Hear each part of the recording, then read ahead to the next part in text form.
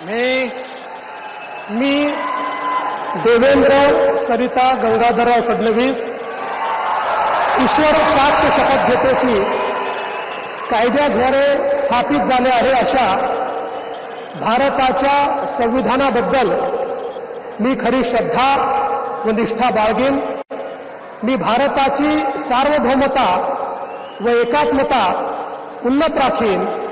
मी महाराष्ट्र राज्याचा मुख्यमंत्री म्हणून माझी कामे निष्ठापूर्वक व सत्सद विवेक बुद्धीने पार पाडेन आणि संविधान व कायदा यानुसार सर्व तऱ्हेच्या लोकांना मी निर्भयपणे व निपक्षपातीपणे तसेच कोणाच्याही विषयी ममत्वभाव किंवा आकस न बाळगता न्याय वागणूक देईन।